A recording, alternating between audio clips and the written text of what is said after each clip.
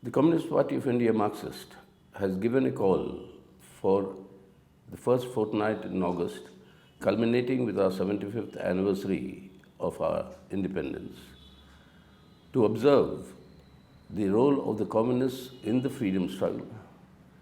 More importantly, the challenges to independent India and its constitutional order that are being mounted today. The Communist Party, since its formation in October 1920, has been at the forefront in the freedom struggle. And in the AICC session in 1921 at Ahmedabad, the Communist Party of India was the first political party to move a resolution seeking the complete independence from British rule. The Congress then was talking in terms, and Gandhiji particularly, of dominion status. But the CPI had asked for complete independence, and this was moved by Maulana Hasrat Mohani and Swami Kumarananda on behalf of the Communist Party of India. It wasn't accepted then. It was accepted only in 1929 finally, when the Purna Swaraj slogan came. Since then onwards, the communists have been in the forefront, demanding the agenda of the national movement, freedom struggle, to shift in favor of the people. What is required, and we still maintain that, is not merely political independence from the British, but it is the economic independence also for every Indian, which means that increasingly we will have to move towards a socialist order. This struggle continued all through. The huge sacrifices that were made by the communists. Today, if you go to the Andamans, Kalapani, to the cellular jail, more than 80% of the inmates there, you'll find them eventually being associated with the communist movement in our country. Such has been the glorious role of the communists during the freedom movement. And they've contributed through the big land struggles before independence to bring the question of land reforms onto the central agenda. The communists mobilized the oppressed sections of rural India, while the ruling classes were seeking to mobilize the oppressing sections to be their allies in an independent India. The trade union movements, the movements of various sections galvanized the Indian freedom struggle. And that is why all the 9 Navaratnas who formed the CPIM and were members of the first Politburo were all arrested by the British and spent time in jail in our struggle for independence.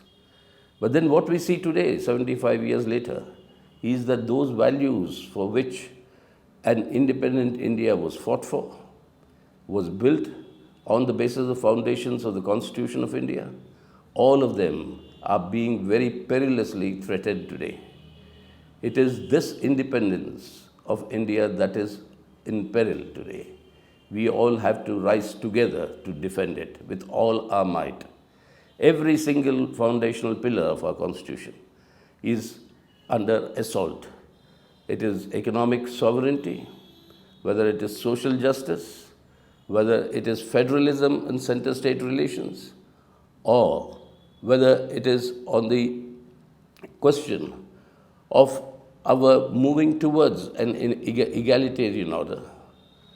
And this social justice, moving towards social justice, all these aspects today are under severe strain because of the policies that are being pursued by the government of the day.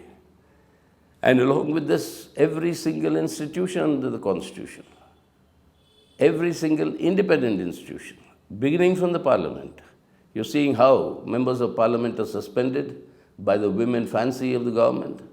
You're seeing how the judiciary is still not listening to cases challenging the validity of many of the laws, like the Citizenship Amendment Act, or the abrogation of Article 370, or on the question of electoral bonds.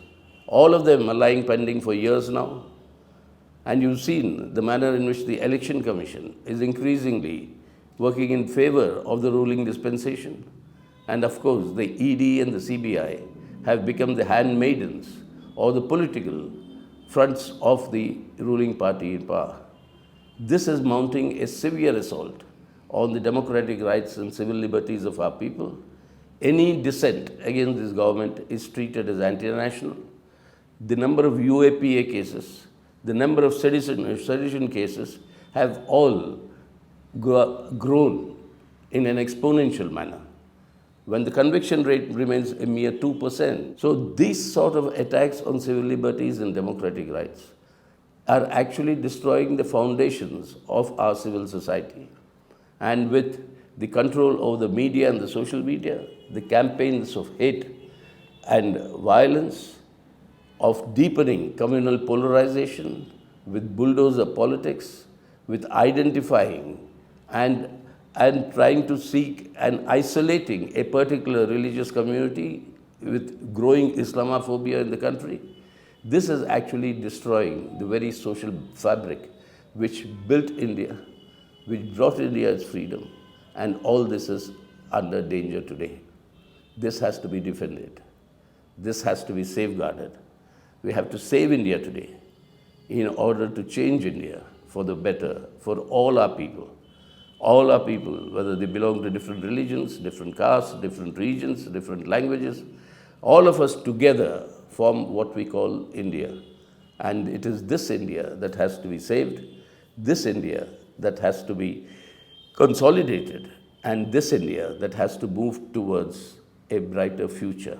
The choice today is to take India back in this 75th year of independence into the morass and darkness of our past, or into the brightness of our future. We owe it to our generation, this generation, to take it to the brightness of the future, and that is what the CPIM is committed for.